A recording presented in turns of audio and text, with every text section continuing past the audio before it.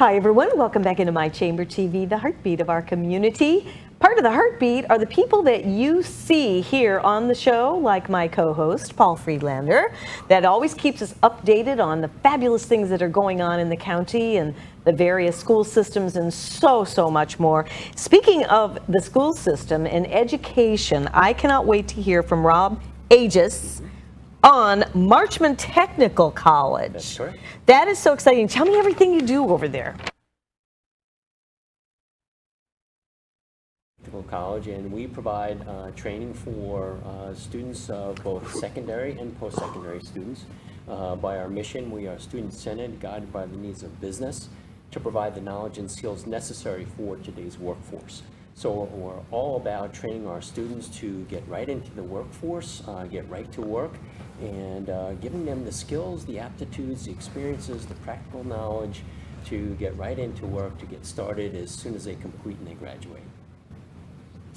Well, you know, that is really exciting, and we've talked about the education system. I'll tell you, who knew in this area, in the Pasco County area, small towns and everything, but really with big hearts all the way around. And with the various schools that we have, it's so important, especially for these kids to get their education that is, you know, going to be preparing them for the business world.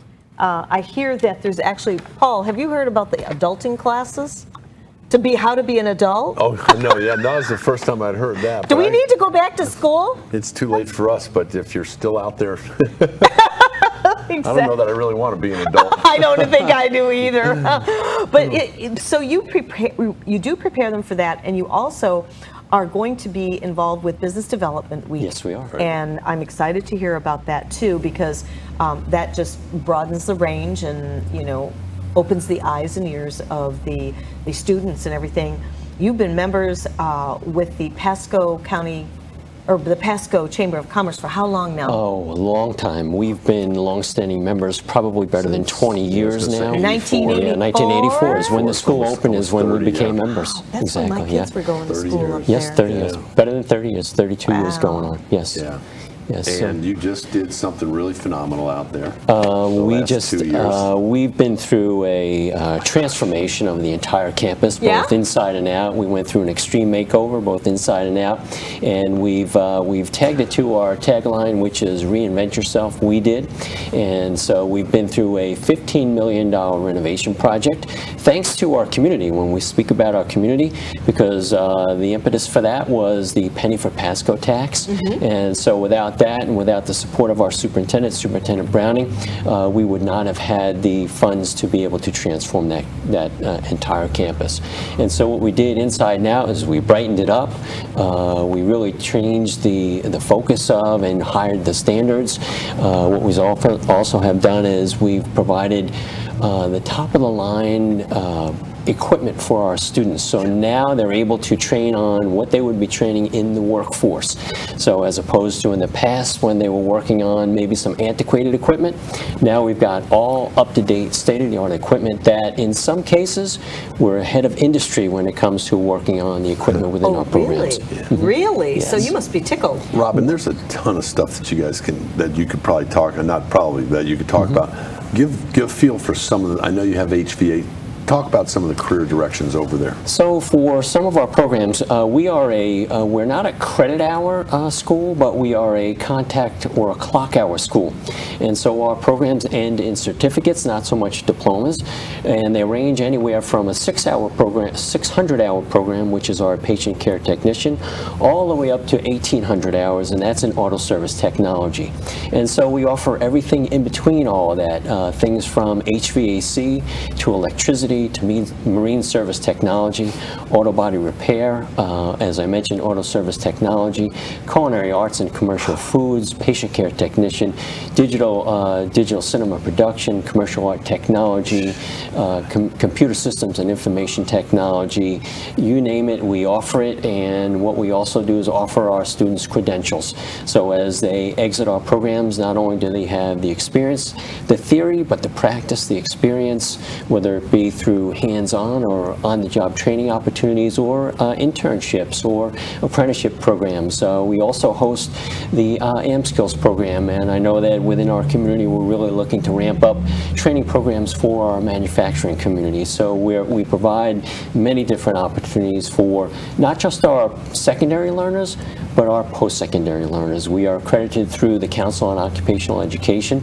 We are a designated post-secondary institution, and so that accreditation is nationwide. So we complement those other technical colleges, whether they be from Utah, whether they be from Tennessee.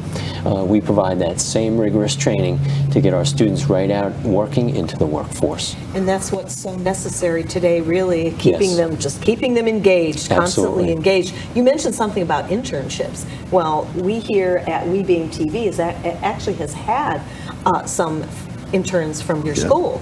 Lupe, was it, John, that you said was one? Yeah, so. And he's just one of many, and you know, so we are really we're proud of the partnerships that we have within the community when we talk about internships. So not just here, but out in the community when we talk about some of our business partners in HVAC, we've got several of those. In auto service, we have several of those, and so each year, throughout the year, we have at least 2 meetings with our business partners, and we have well over 100 business partners that come and join us, and they really kind of give us some guidance as to what we should be providing as far as instructionally and experience with our students, so that when they get into their place of work, they're not having to retrain them totally, but really take off and complement with the training that we offer to them. I'll tell you, this is so exciting. Awesome, man. It is exciting. I believe the one thing you didn't mention, you've got a salon that has, what, 2 or 3 chairs now? Oh, yes. If you haven't been by, I would invite the community to come on out, because we do offer salon services. We totally made over our cosmetology program, and if you haven't been there, I would invite everyone to come on out. It's absolutely amazing. It's It's beautiful. It's like 40? We've got 44 chairs in there. Anything from doing hair and updos to nails, and whether it be manicures, pedicures, to facials and everything in between. So it's an awesome place. And so I think it's worthy to come in and do a tour. Oh, See yes. what you've got going on over there. And we would welcome tours from anyone who is interested, whether they be interested in coming to our school, whether it be themselves, their son, their daughter, or someone that they know, a neighbor. Where you know what, they are focused with technical training, and they really want to get into the workforce. In most of in everything we do now, post-secondary training is what it's all about. It's not necessarily a 4-year degree, it's not necessarily a 2-year degree, it could be a certificate program. It really is that leg up on getting into what's going on with technology, staying above where technology is, and getting that leg up on your competition to be right there and ready to go. And that's what we do. Well, it's really a good preparation, isn't it? It is. And again, I know knowing Rob, because we work together, especially on the education part of BDW, but Rob, prior to this wonderful position as principal, was in charge of all the career academies. And just, again, I wish we had more than 12 minutes, but tell people, you know, we've talked about it before, why not only Marchman, but the career academies throughout the county, life's a little bit different for kids nowadays than it used to be. It's not the gold watch and the 30 years and the get good education, get a good job. There's ways to get a good job without, quote, that good education meaning a 4-year college degree. Well, absolutely. And, you know, we started those career academies back in 2006, 2007. And really what they are within our high schools, and we've done a great job with strategically planning them in certain areas of our county. For example, we opened Automotive Service Technology Career Academy over at Wesley Chapel High School. Why? Because all along 54, that whole corridor is nothing but car dealerships. And so, you know, we position some of our healthcare academies where there are hospitals within the county. So what it is a program of study. It's a career pathway for our students while they're in high school to really get some really great hands-on experience working through those courses, doing clinical internships, things of that nature, to help them explore they think they want to get into medicine until maybe they see the sight of blood, and then that helps them with their decision making. A little rethinking it. It's a little rethinking, but each one of those is a 4-year program of study. Each academy is a 4-year program of study that ends in industry certification. And so students have to take this recognized, industry-recognized exam so that they are qualified with the credentials, again, to get into the workplace or to take it to the next level. Very nice. And wow. you guys also, you also offer, so everybody knows, they offer a GED program.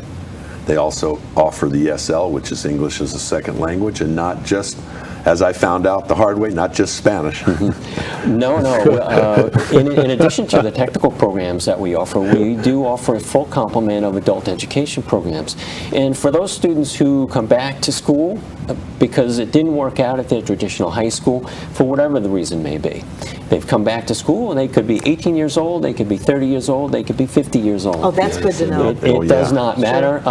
And they come back, and we test them out, and we say, okay, this is where you need to be. And we say, okay, you're in ABE, adult basic education, or you're in GED prep. And so we want to get them out as soon as possible, because we also want that to lead to, whether it be a technical certificate, it could be with our partners at PHSC, it could be onto a 4-year university. So we want to create that pathway for them. It starts with a high school diploma or the GED, and that's the offerings that we offer to them. In addition to that, those students who come into our country who need to learn about the culture, or about citizenship and things of that nature, we take them into our ESOL program as well. Well, Rob, you are just a wealth of information, and I thank you for coming on to really share this with the community so you know what's happening over at Marchman. I had no idea that it was this extensive, and I know there's still more to share. So we'll have to have you come back on and share more. It's time for us to take our break, but good luck. We'll see you next week, Business Development Week. Very, very exciting. And if I may, real quick, on February 2nd from 6 to 8, we have our annual sneak peek, and that's open to the entire community. So if people want to learn about Fred K. Marchman Technical College, please come on out on February 2nd from 6 to 8 p.m. Awesome. There you have it. So you get a chance to see and hear even more than what you heard right now. We'll be right back.